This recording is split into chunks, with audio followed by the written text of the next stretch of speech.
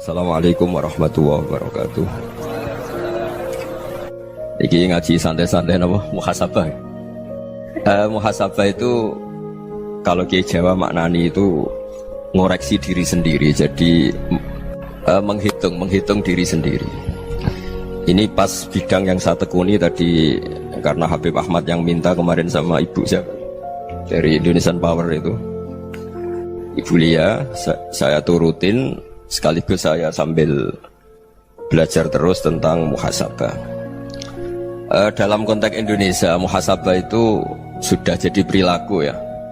Karena dulu orang tua saya, guru-guru saya kalau ngandani itu, bayangkan kalau kamu jadi dia. Jadi misalnya kita mentang-mentang atasan, otoriter sama bawahan. Bayangkan kalau kamu jadi yang bawahan itu kayak apa? Laukun tamakanah, kalau orang Arab bilang, bayangkan kalau kamu di posisi dia. Makanya guyonannya orang-orang Indonesia itu kan orang ngaramkan judi gitu, bareng dikasih tahu. Tapi yang menang anak jenengan, alhamdulillah. Ternyata ngaramkan itu karena ada anaknya. Kalau anaknya yang menang ya seneng. Meskipun itu guyonan, tapi saya punya padanan itu dalam kitab Hikam. Nabi Ibrahim itu Khalilur Rahman, tentu bencinya minta ampun sama yang namanya maksiat. Suatu saat beliau diterbangkan di alam malakut. Itu kalau di Hikam saya halaman 15 juga. Saya masih ingat betul. Mungkin kalau Anda beda halaman karena beda cetakan. Setelah diterbangkan di alam malakut, diperlihatkan sama Allah. Ada orang pezina, ada orang syaribul khomri, ada orang mabuk, ada orang macam-macam. Allah tanya sama Nabi Ibrahim, bagaimana pendapat kamu Ibrahim tentang mereka yang maksiat? Kata Nabi Ibrahim, ya Allah, habisi saja mereka. Mereka hidup di bumi engkau, makan rezeki engkau, kemudian mereka tidak taat sama engkau. Singkat cerita, di fase itu, saya ulang lagi, di fase itu Allah nurutin sampai sekian peristiwa, mungkin 3 atau 4. Sudah, setelah sekian tahun Nabi Ibrahim lupa peristiwa itu, kemudian beliau diminta menyembelih anaknya. Ini versi kitab Hikam. Memang versinya banyak tentang kenapa Nabi Ibrahim disuruh menyembelih anaknya. Ketika mau menyembelih anaknya, Nabi Ibrahim ragu. Huwa samratu fuadi, anak saya ini buah hati saya, kenapa engkau suruh menyembelih? Terus kata Allah, apa kamu tidak ingat ketika kamu saya angkat di alam malakut, kemudian kamu usul bunuh-bunuh, saya tidak mempertimbangkan usul Anda, tapi kenapa sekarang saya merintahkan kamu mikir gitu? Terus, ya karena ini anak saya ya Allah. Terus kata Allah, rumang samu wong sumpukon mata ini gak gawean kau sing gawe kowe enak wae usul mata ini. Sebenarnya saya yang bikin, kemudian Anda enak aja usul membunuh. Semenjak itu Nabi Ibrahim itu di eranya itu asfaqun nas, orang paling sayang sama manusia. Karena kadang kita keras itu ya kebetulan itu udah anak kita, ada keluarga kita. Cara orang Jawa itu kan gitu ya, kalau ada perempuan terus macak yang macam-macam pakai sepeda motor cowok, terus wah itu luput suwuk, semoga-moga gini. Tapi setelah dikasih tahu, niku ponakane jenengan, semoga-moga selamat. Jadi jangan-jangan kemarin ahli ma'asi itu kebetulan itu tidak keluarga kita. Kalau keluarga kita yang pernah salah pada kita, semangat kita mintakan maaf. Jangan-jangan kita didikte hukum sosial gitu. Jadi orang yang salah, kebetulan itu orang yang menservis kita, atau keluarga kita, atau orang dekat kita. Jangan-jangan semangat kita mintakan ampun. Tapi kalau sama orang lain, kebetulan musuh kita semangatnya minta itu kena azab.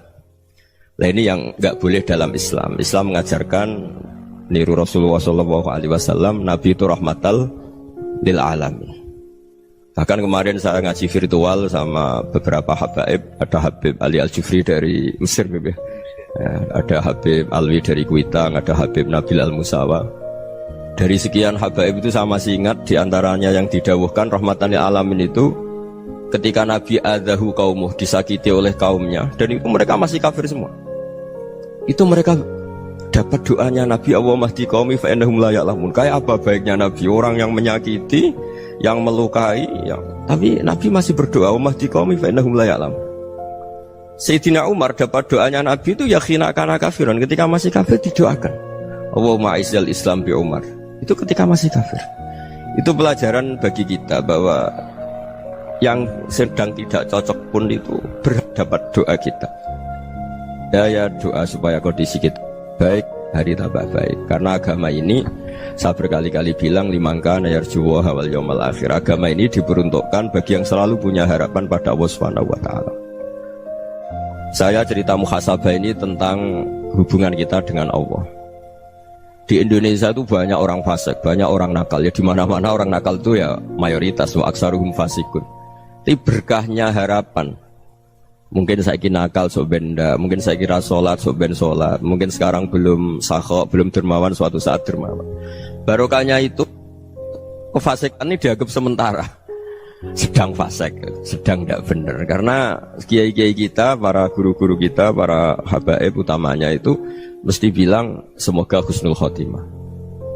Nah barokahnya doa itu semoga husnul khotimah itu menjadikan satu pola sosial. Yang sedang fasik ini masih diharapkan jadi lebih baik, jadi lebih. Sehingga kita tidak ngambil sikap ekstrim, yang ingin menghabisi atau ingin mengadili, tidak. Karena selalu kita punya harapan. Dan agama ini limangka nerjuwa wal yaumil akhir. Bayangkan itu kalau yang nakal itu anak kamu. Pasti kamu nggak ingin kan langsung dapat azab, dapat apa. Padahal kita semua jadi tokoh ini abul kulli, bapak dari semuanya. Sehingga ketika Rasulullah SAW jalan-jalan kemudian melihat perempuan sedang menyalakan api. Kalau apinya mati ditiup, anaknya dijauhkan.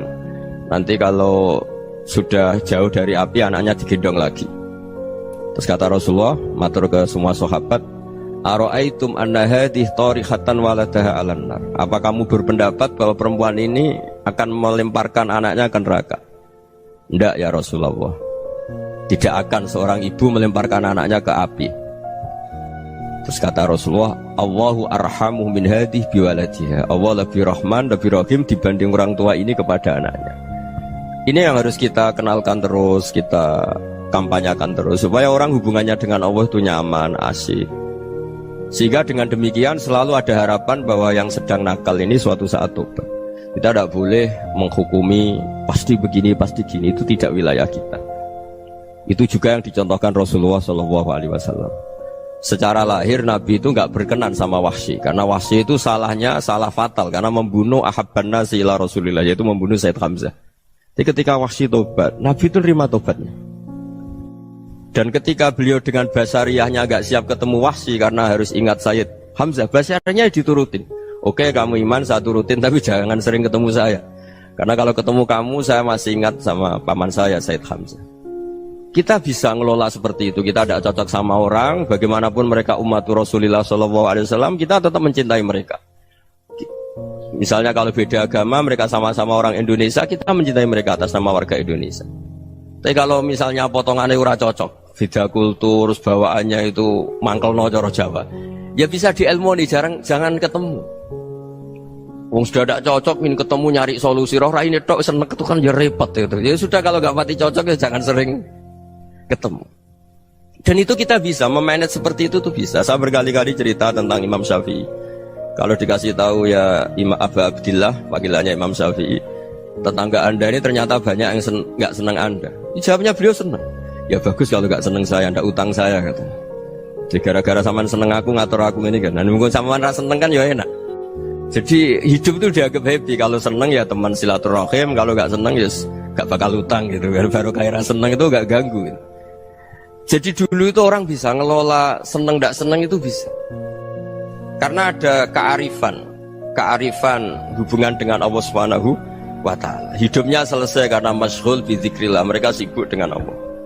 Makanya kata ulama-ulama tasawuf, kamu jangan melihat manusia perilakunya, tapi kamu juga harus ingat yang gerakkan semua itu Allah Subhanahu wa ta'ala. Dengan demikian kita farah, kita senang. Makanya Nabi kalau ngutus Anas bin Malik kemudian nggak kesampaian yang diinginkan karena Anas main. Ketika garwa-garwani Nabi agak tersinggung, Nabi andaikan Allah menghendaki yang saya inginkan kesampaian, pasti itu kesampaian. Jadi dianggap kegagalan Anas gak manggil yang dituju Nabi itu ya kersane Allah, ya enteng saja.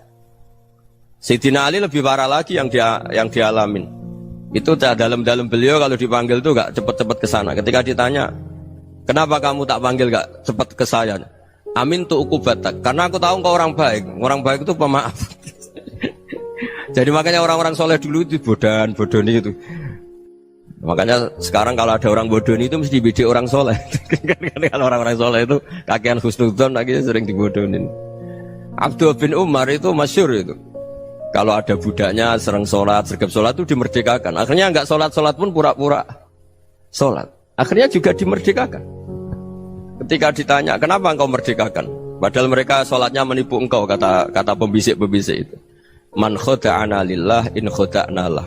Dia nipu atas nama Allah, berarti saat tertipu juga atas nama Allah. Gak masalah dong, semuanya demi Allah Subhanahu wa ta'ala. Jadi ketika kita ketemu mensifati Allah Ta'ala itu ghafir, Allah pemaaf. Jangan kamu gak fair untuk diri kamu nyifati Allah ghafir, pada orang lain Allah kamu sifati syadidul iqab. Jadi Allah kamu atur, kayak MC tadi ngatur saya. Jadi Allah itu apa? Kalau pada saya ghafir, kalau pada musuh saya syadidul iqab. Itu tidak fair. Kalau Anda punya harapan kepada Allah karena Allah Rahman Rahim, Allah ghafir, sebenarnya Allah pada musuh kita ya bisa saja Allah ghafir, bisa saja Allah Rahman Rahim. Sehingga kita melihat orang lain yang kita tidak cocok itu ya enteng saja. Itu min ummati Rasulillah sing tanaluhu syafa'atu, tanaluhu sa'atu rahmati, tanaluhu fair. Jangan dengan kita kayak mesti dapat rahmat. Jangan orang lain kayak Allah pasti syadidul iqab. Itu tidak boleh. Sehingga ketika ada orang Badui, singkat cerita orang Badui ini kencing di masjid, semua sahabat membentak dia. Yang enggak bentak hanya Nabi tok. Saking mangkalnya orang ini karena semua sahabat bentak kecuali Nabi. Setelah dibenarin Nabi, terus Nabi nyuruh Sobbu ali dhanuban min ma'in.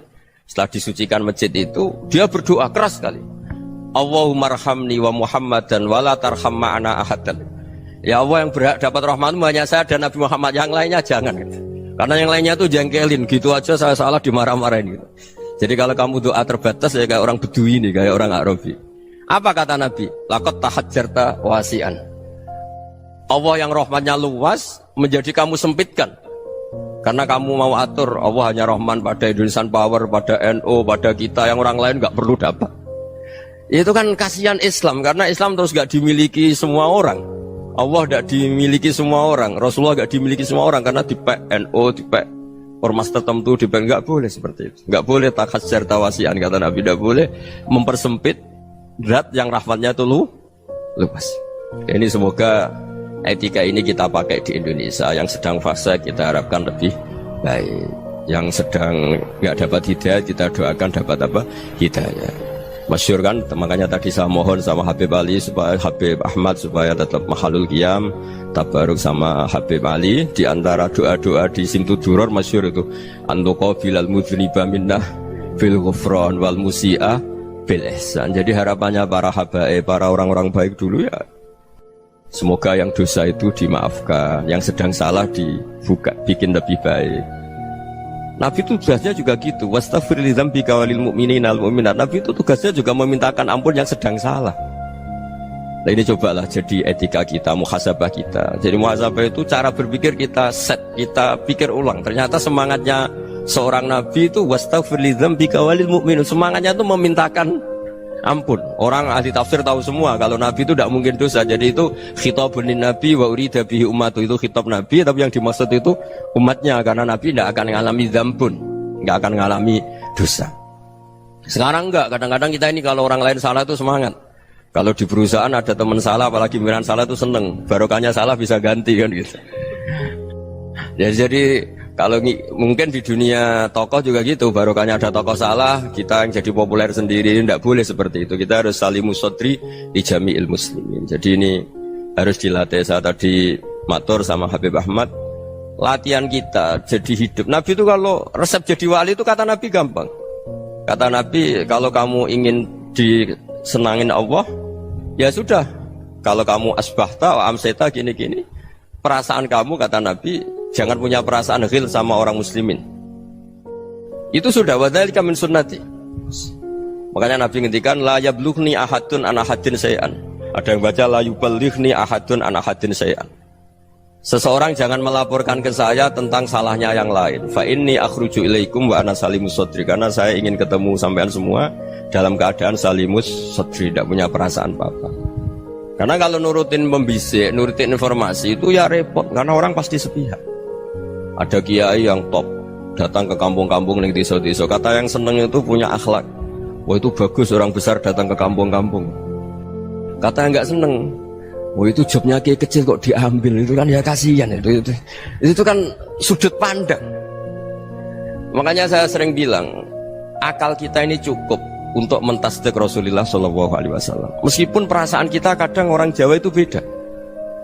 Saya berkali-kali bilang sama peneliti dari Jogja, kenapa sih Gus para nabi itu kok poligami istrinya banyak? Nabi Dawud katanya itu berapa? Nabi Sulaiman malah jumlahnya agak terbatas ini. Nabi Muhammad itu paling sedikit.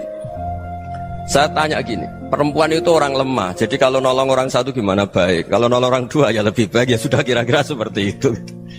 Paling tidak akal kita masih tahu kalau orang baik itu kan mesti baik, nolong orang satu baik, nolong orang dua ya lebih baik, nolong orang tiga lebih baik. Tapi kalau kamu orang nggak baik, satu saja kamu terlantarin, kamu miskinkan, kamu ya tinggal diukur kan. Kalau orang baik nambah baik, tapi kalau orang buruk tambah buruk. Nah itu akal. Akal kita bisa menganalisis kenapa sih nikah itu ada yang poligami, ada yang enggak. Sudah ukur saja diri kamu. Misalnya kayak saya elek keriting, rabi terus, memperbanyak wong elek. Orang perilaku netok, raine dadi elek kabeh gitu. Tapi nak kowe ku ganteng, alim, ganteng, sugih. Anake ganteng-ganteng, berhubung kowe saleh ahli swarga kabeh. Mertua yo bangga karena karir kamu meyakinkan. Ini mertua kamu aja gak bangga mau nambah. Ipar gak bangga, mertua gak bangga, desa kamu yang kamu wayai juga gak beda dengan Nabi ketika nikah Juwairiyah itu gak ada pernikahan sebarokah Nabi dengan Juwairiyah itu Azharu Rasulillah. Di situ habis perang banyak tawanan, gara-gara jadi besanya Nabi langsung dibebaskan semua karena Azharu Rasulillah. Sekarang besanya Kanjeng Nabi. Dulu Abu Sufyan mangkalnya bukan main sama Nabi, gara-gara putrinya dinikah terus langsung jadi. Kalau kamu kan enggak, nikah satu, nikah lagi, satu kampung musuhi kamu karena istri pertama ya cemburu, yang kedua agak bangga. Wah itu selesai itu di dunia wal akhirah. Maksud saya nganalisis Islam itu harus pakai akal. Dan akal yang dipakai, ini saya bawa ke kitab Ihya, adalah pikiran-pikiran para ulama. Makanya ketika Imam Ghazali ketika ditanya fakaifa bi muslimin fasikin asawwaha fi jami'i amri, kalau kalian ketemu orang fasik, orang Islam tapi fasik, perilakunya nggak ada yang benar. Kata Imam Ghazali jawabnya lucu, aneh. Mamin muslimin illa wa islamuhu ta'ah. Tidak ada orang Islam kecuali dia mau Islam, membenarkan Allah dan Rasul itu sudah taatnya dia. Kok kamu tidak bisa melihat taatnya dia? Dia pikirannya kan ini pemabuk, ini tukang apa. Tapi kata Imam Ghazali, sebenarnya kamu masih bisa berpikir positif. Mamin muslimin illa wa islamuhu ta'ah. Tidak ada seseorang Islam ketika dia milih Islam itu pasti ada taatnya, yaitu tasdik pada Allah dan tasdik kepada Rasulullah Shallallahu Alaihi Wasallam.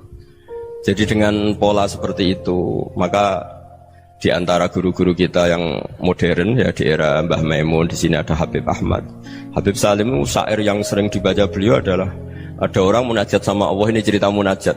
Itu orang itu ngendikan gini, ana muznibun, ana mukhtiun, ana asi, huwa rahimun, huwa ghafirun, huwa afi. Ya Allah, saya mukhti, saya orang yang salah. Ana muznib, saya orang yang dosa. Ana asin, saya sering maksiat. Tapi engkau ya Allah, engkau ghafir, pemaaf. Engkau rahim, maha pengasih. Engkau afin, yang mudah memaafkan.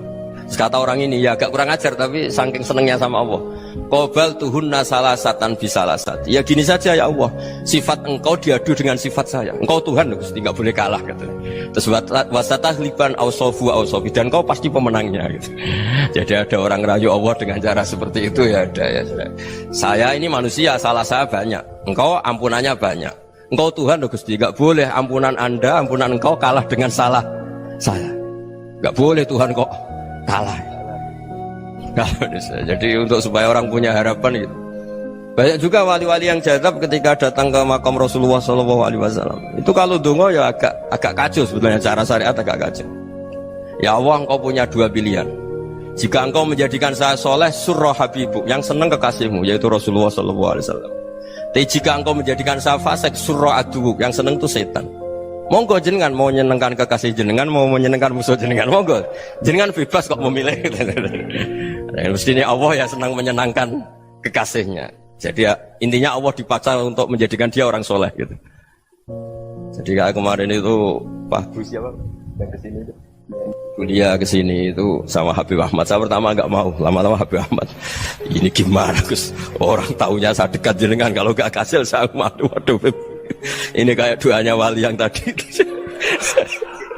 Nggak punya pilihan, nggak ada pilihan ini. Jadi saya mohon muhasabah itu dimulai cara berpikir. Makanya di sini sebetulnya teks ini supaya dapat barokahnya Ihya. Ini kitab yang disenangi para habaib, para ulama. Sebetulnya teks di muhasabah itu redaksinya gini ya, yang lengkap. Hasibu anfusakum qabla an tuhasabu wa zinuha qabla an tuzanu wa tahayya'u lil ardil akbar. Jadi ada kata wazinu, jadi ukur. Perilaku Anda ini diukur, ditakar. Misalnya kita sebagai suami kan ya punya hal-hal yang kita tidak ideal. Corong Jawa mesti pesek, cara rezeki ya pas-pasan ya. Dan kita juga kalau makanya agak boleh tanya istri begini, apa saya cinta pertama Anda? Pasti Anda kecewa. Orang jadi istri hanya korban terakhir itu. Sudah. Karena orang kalau ngelamar kemana-mana gak jadi, yang jadi istri itu pasti korban terakhir itu. Jarang istri pilihan pertama, jarang. Ayo semua yang nikah. Rata-rata itu pilihan Anda pertama Pak, dari sekian ditolak di mana-mana terus. Ya perempuan terakhir. Kamu juga korban terakhir gitu. Itu wali-wali dulu kalau ngandani kita itu sederhana. Antal ini masyhur diceritakan Habib Zain bin Semit dalam kitab Al-Manhajus Sawi. Antalam tajid min nafsika kullama turid. Fa kaifa turidu min ghairika kullama turid. Kamu yang ingin ideal saja kamu tidak menemukan pada diri kamu untuk menjadi ideal. Kamu kan ingin ganteng, ingin punya uang banyak, ingin perilaku Anda sempurna. Anda saja yang punya keinginan tidak bisa mewujudkan keinginan Anda sendiri. Fa kaifa turidu min ghairika ma turid. Jadi antalam tajid min nafsika kullama turid. Fa kaifa turidu min ghairika kullama turid. Kamu yang punya keinginan saja. Misalnya saya ingin punya uang banyak, perilaku saya selalu benar, gak pernah salah. Loh, saya yang ingin saja dengan diri saya gak bisa untuk benar terus. Kok kamu berharap orang lain selalu benar? Jadi antalam tajid ya sama. Kalau kamu menuntut istri kamu itu ramah, neriman, apa kamu neriman sama wajah istri Anda gitu? Engkau ya pola neng dindi jajaki sana jajaki sini, kamu sendiri tidak tahu apa. Jadi itu nasihat yang luar biasa. Antalam tajid min nafsika kullama turid, fa kaifa turidu min ghairika kullama turid. Kamu mau menghormati semua orang? Tidak mau kan? Kemudian Anda berharap semua orang menghormati kamu. Kamu tidak ingin kan orang lain semua menghujat kamu. Sementara kamu enak aja menghujat orang lain. Makanya Rasulullah SAW luar biasa ketika bikin kaidah sosial. Apa la yu'minu ahadukum hatta yuhibba li akhihi ma yuhibbu li nafsi. Jadi kalau ukuran iman itu sederhana. Kalau sesuatu itu baik, nyaman bagi Anda ya bayangkan itu pada teman Anda. Misalnya Anda bangun tidur sudah acak-acakan, gak punya uang, utang jatuh tempo, kan gak ingin ketemu orang. Ya kamu jangan bertamu ke jenis ini karena dengan kamu yang alami juga gak siap ketemu orang. Makanya ada Habib Alim itu dilapuri sama seseorang. Beb, dulu teman saya itu ketika saya kaya itu sering main ke saya. Setelah saya miskin, mereka tidak main ke saya. Kata Habib itu bagus, sunnah Allah begitu itu bagus. Coba kalau kamu dulu kaya, teman kamu main kan kamu gaya. Di rumah ada makanan, bisa hormat tamu. Setelah kamu miskin jadi buruh manol di pasar atau buruh bikin boto, teman kamu datang, malu enggak kamu? Mendingan enggak datang gitu. Akhirnya baru, oh ya alhamdulillah kalau gitu. Loh ya kan dulu teman kita datang, kita ada Alphard, istri cantik, rumah bagus. Lah kita miskin, buruhnya orang pas dibentak-bentak, teman kamu udah datang. Milih datang kamu enggak kalau setelah kamu jatuh? Enggak kan? Jadi barokahnya ilmu itu terus. Ya, tapi kadang-kadang orang tuh, wah setelah saya miskin teman-teman enggak kasih kesini. Ya kalau kamu sudah jatuh, teman-teman kamu situ jadi tontonan. Ya mulai sekarang cara berpikir itu dirubah. Dulu yang namanya kiai itu kalau diundang orang itu ya agak-agak senang. Semenjak saya itu agak rubah. Mengundang kiai, ngatur kiai itu tak haram-haramkan ya ada lumayan lah sekarang itu sudah mulai agak beretika. Dulu itu ngundang tuh tanggalnya ditentukan, jamnya ditentukan, enggak mikir apa kiai saat itu nganggur, enggak. Punya wadifah, enggak. Dia milih tanggal yang dia nganggur, enggak mikir pas itu kiainya nganggur apa, enggak. Ya saya hanya cerita aja, kamu tersinggung ya monggo, boten nggih monggo itu kan. Jadi saya mohon lah supaya tadi saya juga matur ke Habib Ahmad. Jadi untuk orang merasa ikut sunnah Rasul itu gampang sekali kata Sayyid Muhammad. Dulu Nabi berpakaian ala daerahnya. Kalau mikot ya pakai mikotu baladi. Karena Nabi orang Madinah dan beliau berdomisili di Madinah, ya misalnya mikotnya dari Bir Ali misalnya. Tapi kalau anda orang kawasan Tanim mau umrah ya dari Tanim. Misalnya kawasan Jirona ya dari Jirona. Artinya apa? Kamu ngambil mikot karena Nabi mikot misalnya dari Bir Ali, bukan berarti kamu harus seperti Nabi di Bir Ali. Kamu orang Mekah, misalnya kamu orang Tanim, orang ya harus dari mikot itu apa? Baladi. Sama, makanya di fikih-fikih itu kalau tahnik anak, Nabi orang Arab, halawiyatnya kurma ya kurma. Kalau orang Jawa sedegan, semua bodoh-bodoh. Ya bodoh-bodoh manis. Jadi ini tabaruk sama Sayyid Muhammad, ini ada murid beliau Habib Ahmad, saya baca supaya orang itu merasa ikut Nabi itu gampang sekali. Ini saya baca ya di halaman tadi disaksikan Habib Ahmad 433 di kitab apa begini? Manhajus Salaf fi Fahmin Nusus. Itu kata Sayyid Muhammad, wa kanat sunnatu Rasulillah annahu yat'amu ma yajiduhu fi ardi wa yalbasu ma yajidu wa yarkabu ma yajidu mimma abahu Allah ta'ala. Faman istamala ma yajidu fi ardi fa huwa al-muttabi' lis-sunnah. Kama annahu hajjal baita min madinati. Faman hajjal baita min madinati nafsihi fa huwa al-muttabi' lis-sunnah wa illam takun hadhil madinatu tilka. Jadi intinya misalnya Nabi dulu itu ngasih sedekah kepada fakir miskin ya pakai dinar, dirham. Ya kalau orang misalnya sedekah pakai rupiah ya sudah ikut sunnah Nabi. Jangan lu Nabi pakai dinar loh, kamu kok pakai rupiah. Dulu dinarnya Nabi udah ada tulisannya Bank Indonesia, kamu ada tulisannya Bank. Ya tidak ada seperti itu. Ya jadi misalnya Nabi sedekah pakai tamar atau pakai al-aqid, ya kita pakai beras, pakai apa. Supaya orang tuh bahwa Rasulullah itu milik kafatal linnas, milik semuanya. Sehingga merasa ikut sunnah Nabi itu ya semuanya. Makanya dulu Mbah Mun kalau motivasi saya supaya bombong, kalau orang Jawa bilang bombong. Wong Jawa mesti ono wong alim. Beliau menyontohkan mas itu Mbah Fadol, Senori, Mbah Ihsan Jambes. Itu bisa ngarang-ngarang kitab luar biasa. Padahal beliau bukan orang Arab. Imam Sibawai itu orang Persia, Imam Ghazali orang Tus itu juga ikut Persia. Kata Mbah Mun, wong sing ora Arab lah mesti untuk jatah alim kata beliau. Karena Nabi itu diutus kafatal linnas. Nanti kalau orang yang alim itu Arab tok, berarti tidak ada perwakilan dari Afrika, dari Asia Tenggara, dari mana-mana. Makanya karena Nabi statusnya itu kafatal linnas. Jadi kita harus bangga sebagai Muslim, sebagai orang Indonesia karena misalnya Wali Kutub. Dulu terkenalnya hanya ada di Yaman, di mana. Ternyata pernah ada juga di Indonesia dan seperti Habib Abu Bakar Segaf Gresik. Jadi ya artinya kan tetap orang Indonesia meskipun beliau zuriyah Rasul kan ya sudah orang apa? Orang Indonesia. Zuriyahnya Habib Ali Simtuduror sekarang di Solo. Jadi Indonesia juga dapat alawin banyak dari Sadatin al-Alawin juga banyak. Jadi saya mohon barokahnya ngaji seperti ini. Melihat orang lain tuh gampang, bayangkan tuh kalau anak kamu. Makanya Nabi nanti kalau nggak percaya lihat di Hikam nomor 15 di kitab saya itu. Di situ dijelaskan oleh Hikam, jangan-jangan semangat Anda pada orang yang maksiat, pada orang yang keliru supaya dihukum itu karena kebetulan itu udah anak Anda, itu udah keluarga Anda. Coba kalau itu keluarga Anda. Makanya kalau saya guyonan di Jogja itu ada pembantu mecahkan piring terus dimarahi majikannya, saya mesti guyon gitu, pasti itu pembantunya tidak cantik. Kok bisa Gus? Andai kan cantik dan kamu senang mecahno piring satu, piring 1000 ora iso ngamuk. Ternyata ngamuknya itu karena mecahkan piring apa karena plus tidak cantik? Coba jawab para lelaki ini. Kamu marah sama orang maksiat tuh karena maksiat karena plus itu udah anak Anda. Bayangkan kalau itu anak Anda. Itu hebatnya Rasulullah SAW. Karena kita yang salah pun kadung umatnya, Nabi tetap ngasih fasilitas syafaati li ahlil kabair min ummati. Kayak apa baiknya Nabi? Nggak ikut maksiat tapi ikut fasilitasi ngasih syafaat. Loh kalau li ahlil ibadah kan wajar. Nabi ketika ini syafaati li ahlil kabair min ummati. Ya karena tadi logika yang dibangun Rasulullah itu logika yang luar biasa. Kita semangat orang lain kena hukuman itu karena kita tidak punya ra'fah, tidak punya rahmah.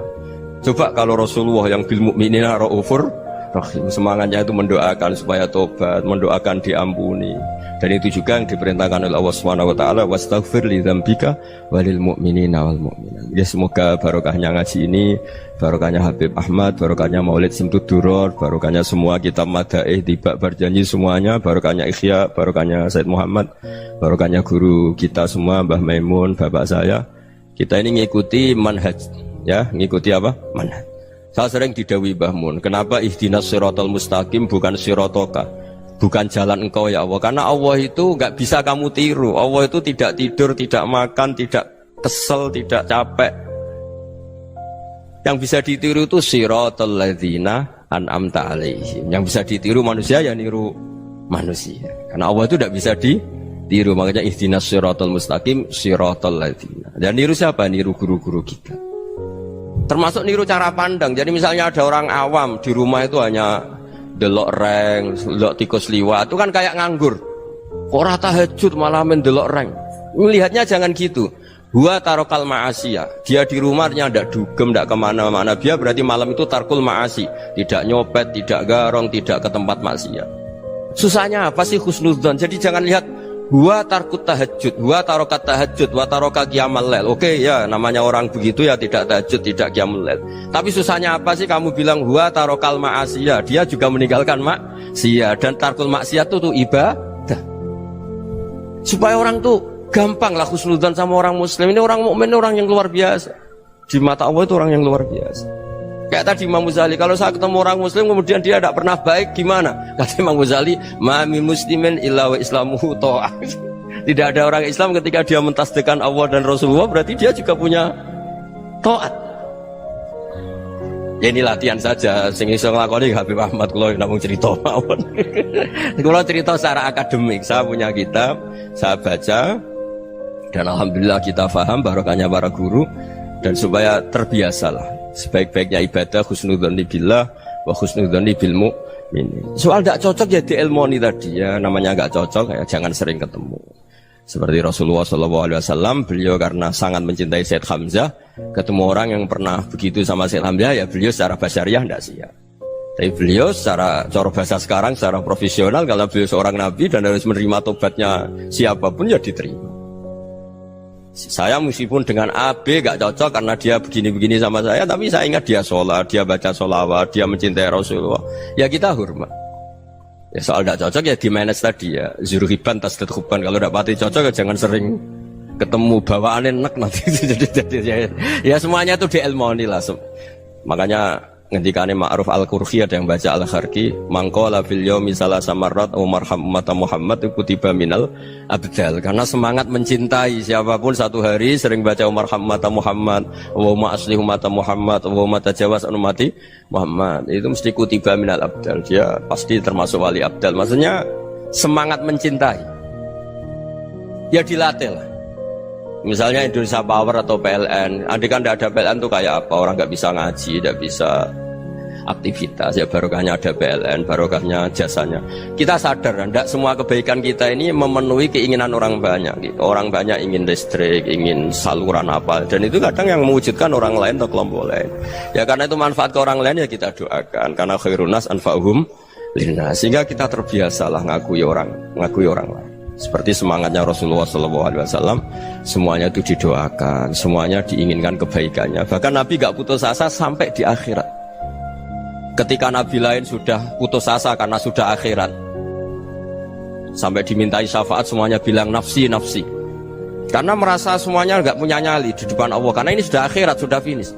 Tapi apa Rasulullah? Analah, ya udah saya sanggup mensyafaati kalian. Terus kata Nabi, fa'atiyal arsya, saya mendatangi aras, fa'akhirru lahu sajidan, saya sujud, wa ahmaduhu bima hamida allamaniha rabbi. Kemudian saya tetap muji Allah dengan pujian yang terus menerus. Padahal sudah di akhirat, sudah finish. Nabi dimintai syafaat masih sanggup, karena Nabi tahu akhirat tidak bisa mendikte Allah, tidak bisa Allah terus bilang, ya Allah ini akhirat loh, engkau sudah tidak boleh mensyafaati, tidak bisa. Allah tidak bisa diganggu akhirat, Allah tidak boleh dibatalkan rahmannya oleh akhirat. Allah tetap Rahman Rahim abadal abad, dan Nabi tahu itu. Makanya kata para ulama, fa Muhammadun ahmadu min ghairihi. Jadi Nabi Muhammad namanya dua, yang terkenal. Sebenarnya banyak yang terkenal dua, Muhammad sama Ahmad. Ketika Nabi punya nyali memuji Allah, di akhir akhirat atau sudah di akhirat itu fa Muhammadun ahmadu min ghairi. Ketika nabi lain sudah tidak punya nyali muji Allah karena sudah akhirat, Nabi Muhammad tetap berani muji Allah di saat seperti itu. Makanya ahmadu di situ kata ulama itu af'al tafdil, fa Muhammadun ahmadu min ghairi. Kanjeng Nabi lebih memuji Allah di saat yang nabi lain sudah tidak punya nyali untuk muji Allah di saat itu. Makanya kata Nabi fa akhiru lahu sajidan wa ahmadhu bimahamida allamaniha rabbi. Akhirnya setelah lama gitu terus Allah ngendikan ya Muhammad irfa' ra'sak wasal tu'tah wasfa' tusyaffa. Sudah Muhammad, angkat kepala kamu minta apa saya turutin, dan kalau kamu ingin mensyafaati umatmu saya beri hak apa? Syafaat. Nah, semoga semangat itu juga menjadikan kita munajat bahwa rahmat Allah tidak terbatas, harapan juga tidak terbatas. Mungkin yang sedang nakal ya kita katakan sedang, jangan terus kamu pastikan wah ini mesti suul khotimah, mesti tidak orang baik. Tidak, agama ini limangkan yarjuwaha wal yaumal akhir, selalu bagi yang punya harapan. Ya, mungkin dapat barokah semua. Mantu dengan kata wassalamualaikum warahmatullahi wabarakatuh.